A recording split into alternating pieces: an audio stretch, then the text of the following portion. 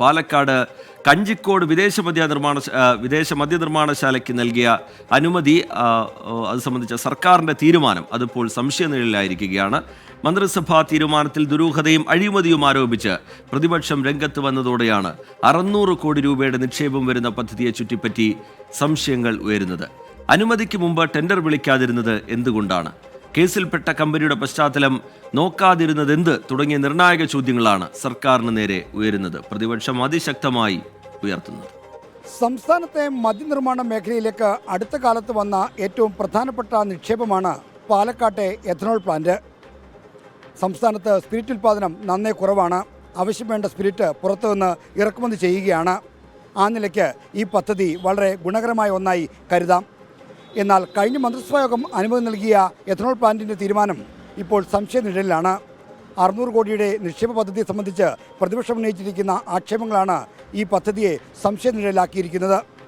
Ethanol plant, multi feed distillation unit, Indian നിർമ്മിത വിദേശമദ്യ bottling unit, brewery, malt spirit plant, brandy winery plant എന്നിവ ആരംഭിക്കുന്നതിനാണ് oasis commercial private ലിമിറ്റഡിന് മന്ത്രിസഭാ യോഗം പ്രാരംഭാനുമതി നൽകിയത്.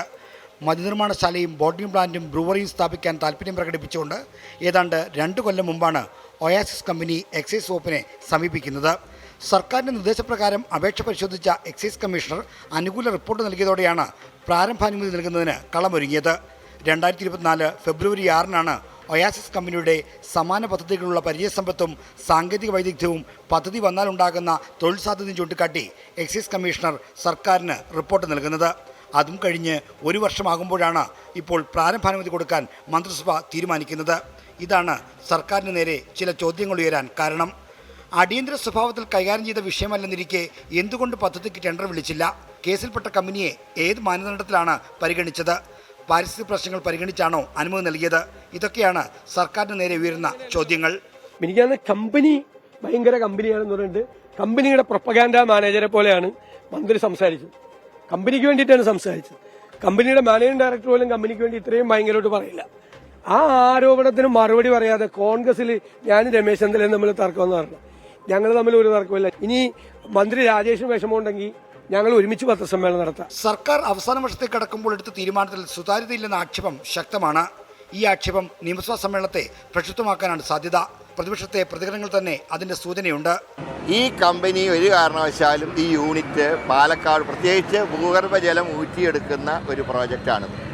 ഇതിന് ഒരു കാരണവശാലും ഞങ്ങൾ അംഗീകരിക്കില്ല.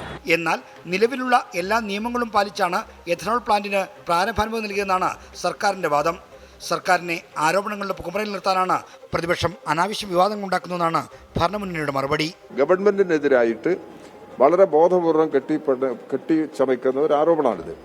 അവരുദ്ദേശിക്കുന്നത് അവരുടെ ഭരണകാലത്ത് ചെയ്തതുപോലെയുള്ള കാര്യങ്ങളാണ് ഈ വ്യവസായത്തിൽ ഇടതുപക്ഷ ജനാധിപത്യ മുന്നണി ഗവൺമെന്റിന്റെ കാലത്ത് ചെയ്യുന്നത് എന്നാണ് അവർ ഉദ്ദേശിക്കുന്നത്. അവർ വ്യാഖ്യാനിക്കുന്നത് അങ്ങനെയാണ്. സംസ്ഥാനത്തിന്റെ സമ്പദ് വ്യവസ്ഥയ്ക്ക് ഗുണകരമാകുന്ന പദ്ധതിയെ ചുറ്റിപ്പറ്റി ആക്ഷേപങ്ങൾ ഉയരുന്നത് ഒട്ടും ആശ്വാസമല്ല. പ്രത്യേകിച്ചും നിക്ഷേപം ആകർഷിക്കാൻ ആഗോള നിക്ഷേപക സംഗമം നടക്കുന്ന ഈ കാലത്ത് പദ്ധതിയെപ്പറ്റി ഉയർന്ന സംശയങ്ങൾ ദൂരീകരിക്കാൻ സർക്കാർ തന്നെ മുന്നോട്ട് വരണം. ആർ ശ്രീജിത്ത്, 24, തിരുവനന്തപുരം. പൊതുജനം കഴുതയല്ല സാർ.